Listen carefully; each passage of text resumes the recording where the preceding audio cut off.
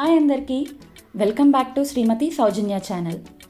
Avocado smoothie చాలా టేస్టీగా ఎలా చేయాలో ఈ వీడియోలో మనం చూసేద్దాం.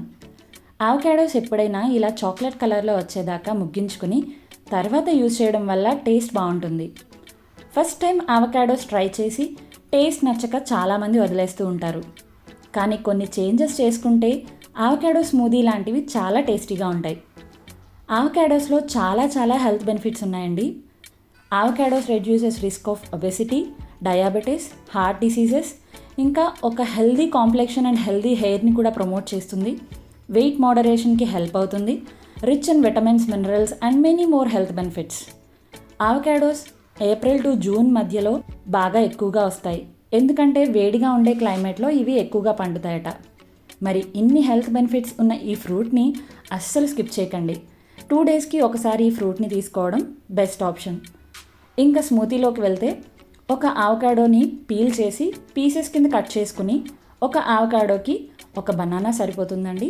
బనానా పీసెస్ని కూడా కట్ చేసుకుని వేసుకుని, సీడ్స్ తీసేసి ఒక 4 డేట్స్ని యాడ్ చేసుకుని, ఒక 6 బాదం, అలాగే 8 to 10 కాజూస్ని కూడా యాడ్ చేసుకుని, 2 టేబుల్ స్పూన్స్ హనీని కూడా యాడ్ చేసుకుని, 3 ఐస్ క్యూబ్స్ని అయితే ఇక్కడ యాడ్ చేయాలి.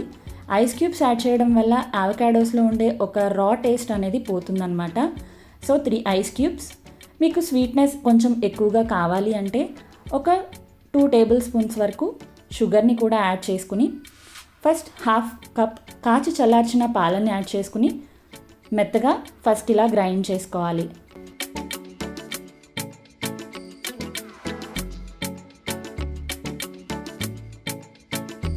ఈ విధంగా గ్రైండ్ చేసుకున్న తర్వాత మరొక 1/2 కప్ పాలని కూడా యాడ్ చేసుకుని బాగా గ్రైండ్ చేసేసుకుంటే మన టేస్టీ ఆవకాడో స్మూదీ రెడీ అయిపోతుంది. ఫైనల్గా మీకు నచ్చిన మీ దగ్గర అవైలబుల్గా ఉన్న నట్స్ని ఇలా గార్నిష్ చేసేసుకుంటే మన టేస్టీ ఆవకాడో స్మూదీ రెడీ అయిపోతుంది.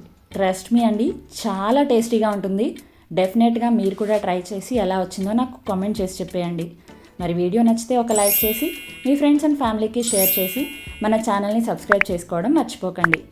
మరొక మంచి వీడియోతో మళ్ళీ కలుద్దాం. Thanks for watching.